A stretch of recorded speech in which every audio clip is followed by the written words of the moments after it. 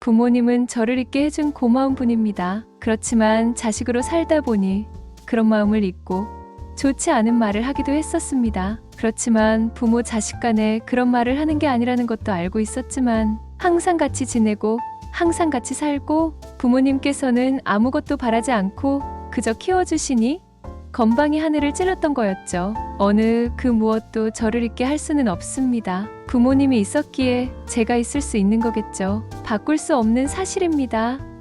저는 고맙고도 감사하고 사랑합니다. 삶을 살아가다 보면 많은 도움을 드리지 못하는 게 아쉬울 뿐입니다. 가능한 한 하려고 하지만 무리하는 선에서는 하지 않으려는 나를 발견하곤 하죠.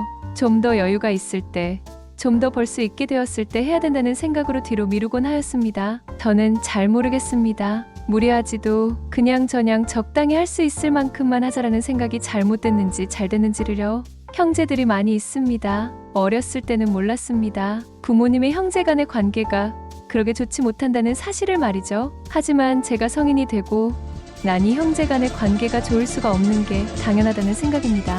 물론 서로의 성격이 문제일 수도 있고 돈의 문제일 수도 있죠. 얌체 같은 행동을 하니 그런 행동이 쌓이다 보니 점점 엮이지 말자는 생각이 되다가 결정적 사건으로 인해서 안 보기도 합니다. 사람 관계가 다 똑같지 않습니까? 도움이 되는 사람은 더 만나려고 하고 도움이 되지 않는 사람은 만나지 않으려고 하는 것을 말이죠. 주는 것 없이 밉게 행동하는 사람은 더욱 그렇습니다. 서로 돕고 서로 배려하는 사람이 아니라면 더욱 그렇죠.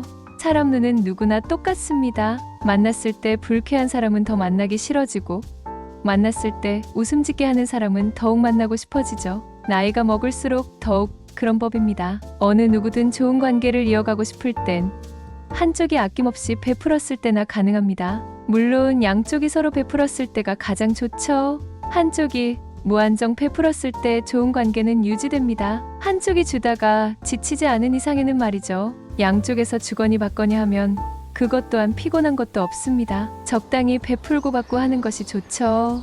적정선을 찾기란 여간 어려운 것이 아니죠. 한쪽은 잘 살고 한쪽은 못 사는 집이라면 더욱 그렇습니다. 더욱 하고 싶지만 삶에 치여 살으니 못하는 때가 그거겠죠. 그러니 적당히 주고 적당히 받고 적당한 거리를 유지하는 게 좋지 않나 싶습니다. 베풀다가 지쳐서 상대방에게 기분 나쁠 수 있는 경우도 있으니까요. 좋은 게 좋은 거라고 서로 베풀며 살면 더욱 좋겠지만 그게 생각처럼 잘 되지 않는 게 사람 마음이죠. 서로 조금 더 배려하고 살려고 노력하면 괜찮지 않을까요?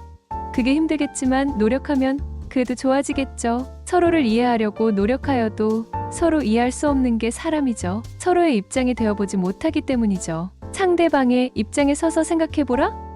그것은 말도 안 되는 소리죠. 상대방이 될 수 없기 때문이죠. 서로 이해할 수 있는 것은 없습니다. 상대방의 감정이 이렇겠구나.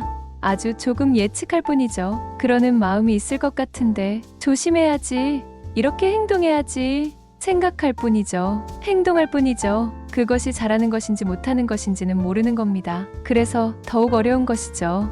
한번 깨진 그릇은 다시 복원하기는 어려운 법이니까요. 그저 그렇게 적당한 관계로 가고 싶습니다. 너무 친하지도 않게 너무 멀지도 않게 말이죠. 서로에 대한 아쉬운 점만 말하다가는 이 관계는 언제 끝날지 모릅니다. 서로에 대한 아쉬움과 서로에 대한 바라는 점을 말하고 서로 이해하려고 노력하는 마음을 가지고 행동할 수 있다면 더욱 좋겠지만 어렵겠지만 그 사람과의 관계를 이어가고 싶다면 그렇다면 해나가야겠죠. 서로를 위해서 말이죠. 나이를 먹으면 먹을수록 서로의 이해관계 때문인지 형제라면 더욱더 친하게 지내기가 어려운 것 같습니다. 나이도 한두 살 먹은 것도 아니고 말이죠. 가장 가깝고도 먼 관계가 형제 관계가 아닌가 싶네요. 오늘 유퀴즈 유해진 편을 보고 있는데 고맙고도 그리운 분 부모님에 대해 얘기를 하는데 눈물이 날 뻔했습니다. 저도 눈물이 많았는데 이러다가 눈물 10초 안에 흘리는 연기자 되는 거 아닌가.